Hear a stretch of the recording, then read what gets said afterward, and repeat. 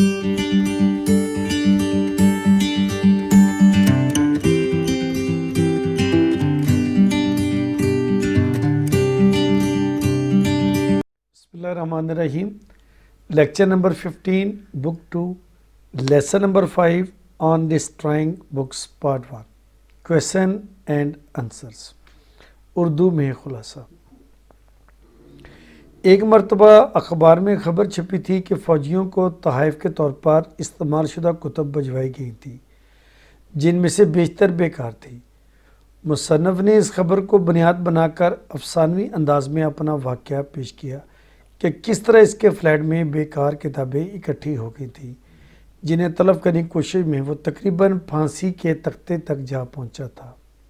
بہرحال جب یہ صورت پیدا ہوگی کہ اس کے فلیٹ میں یا مصنف رہ سکتا تھا یا کتابیں، تو مصنف J.C. اسکوائر نے انہیں طلب کرنے کا سوچا. اس کے پاس بڑا چولہا نہیں تھا جہاں تھوڑے وقت میں زیادہ کتابیں جلائی جا سکیں. اس کے چھوٹے آتشدان میں انہیں صرف ورک کر کے ہی ختم کیا جا سکتا تھا. ایک ہی قابل عمل حل نظر آ رہا تھا کہ انہیں دریا برد کر دیا جائے. اس مقصد کی خاطر اس خود ہی ایک بوری تیار کی، اس میں کتابیں بھری اور رات کی تاریکی میں انہیں پھینکنے کے لیے دریا کی طرف چل نکلا. بہت تگ و دو کے بعد اس نے بوری کو دریا میں پھینک ہی دیا. کچھ دیر تو اس پر خوف طاری رہا کہ کہیں پکڑا نہ جائے، لیکن کوئی بھی نہ آیا. بڑا مطمئن گھر کی طرف واپس آنے لگا. راستے میں اسے وہ کتابیں شدت سے یاد آنے لگیں اور ان کے لیے اس کے دل میں رحم دلی کے جذبات جاگ اٹھے تھے.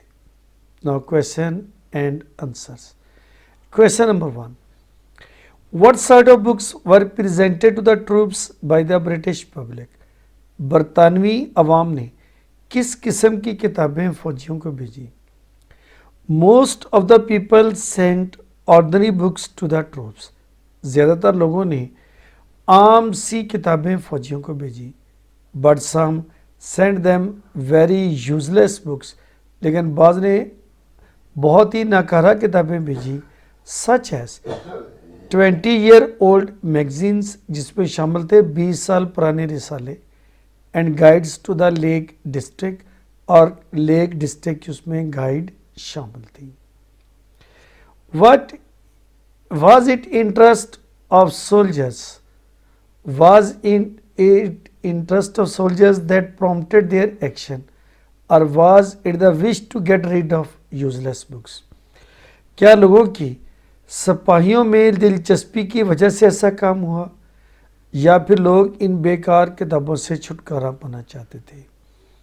Why did the British public send useless and odd books to the troops? برطانوی عوام نے فوجیوں کو یہ ناکارہ اور عجیب و غریب کتابیں کیوں بھیجی؟ Answer. People sent the useless books to the soldiers just to get rid of them. لوگوں نے ان بیکار کتابوں سے چھٹکارا پانے کے لیے فوجیوں کو بھیجا. They did not send these books to show their love for the soldiers. انہوں نے فوجیوں سے اپنی محبت کا اظہار کرنے کے لیے کتابیں نہیں بھیجی. Question number 3. Why should bad books be destroyed?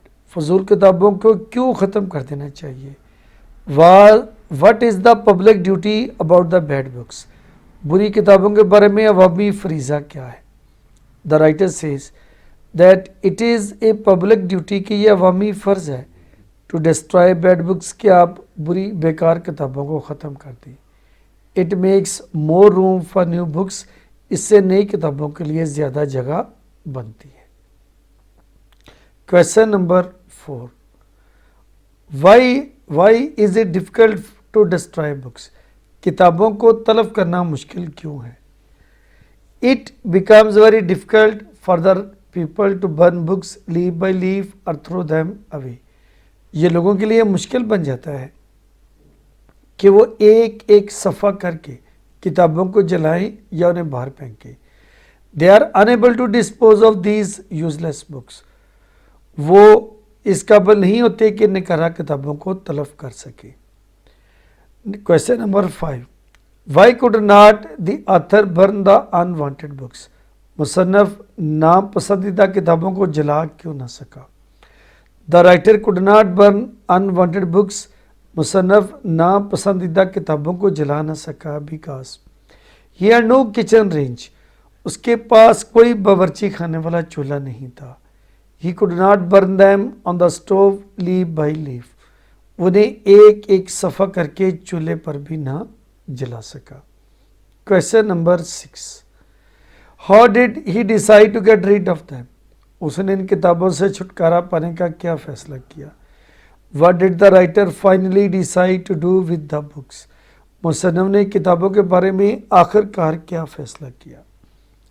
The writer decided to pack useless books in a sack. مصنف نے فیصلہ کیا کہ وہ ان کتابوں کو بھری میں بھرے گا. And throw them away into a river. اور ان کو دریا میں پھینک دے گا. Synonyms from board papers.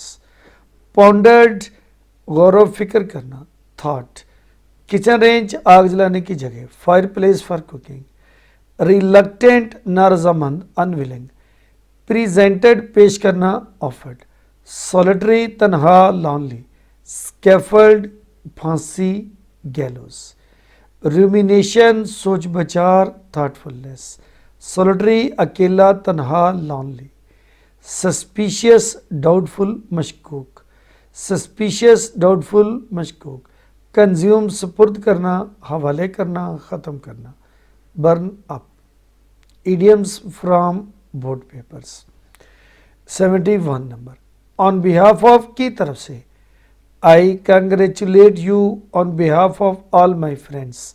میں اپنے تمام دوستوں کی طرف سے آپ کو مبارکباد دیتا ہوں. Once in a blue moon. کبھی کبھار.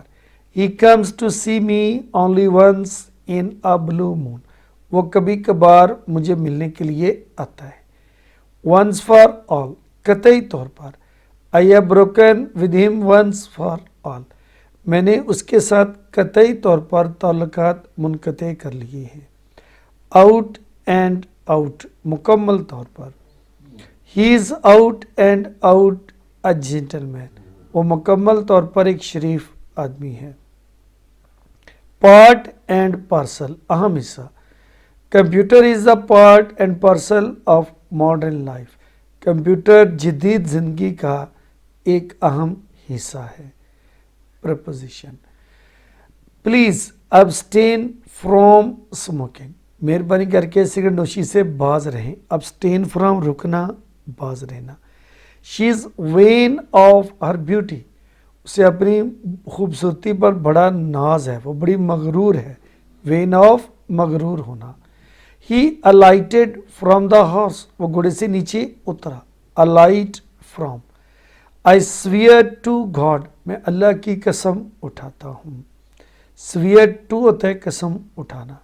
آل وار الارمڈ ایٹ دا نیوز. تمام خبر سن کر پریشان ہو گئے تھے. الارمڈ ایٹ ہوتا ہے پریشان ہونا. Passage number 7 Urdu to English. ایک مرتبہ اکبر بادشاہ شکار کو گیا. Once a king Akbar went for hunting. وہاں شیر کو دیکھا. ہی سا اے لائن ڈیئر. شکاریوں کو اس کا پیچھا کرنے کا حکم دیا. He ordered the hunters to follow it. شیر گھنی جھاڑیوں میں چھپ گیا. دا لائن ہیڈ ان دا تھک بشز. شکاری ادھر ادھر پھرتے رہے اور ناکام لوٹے.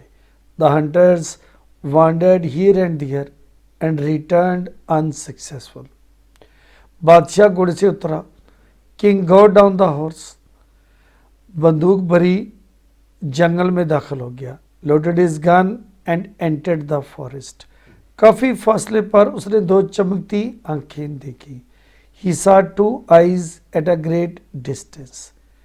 ان پر نشانہ باندھا. He aimed at them. اور گولی چلا دی. And fired. شیر گر جا اور ٹھنڈا ہو گیا. The lion roared and died. شکاریوں نے بادشاہ کو داد دی. The hunter appreciated the king. Dear students, یہ آج آپ کی پھر دوبارہ بک 2 سے لیسن ہے. آج ہم پڑھ رہے ہیں آن ڈسٹرائنگ بکس. ہاف لیسن اس میں کیا ہے. پیراگراف، ایڈیمز، سینونیمز اور پریپوزیشن، اس کو بیٹا تیار کریں، انشاءاللہ آپ کو فائدہ ہوگا۔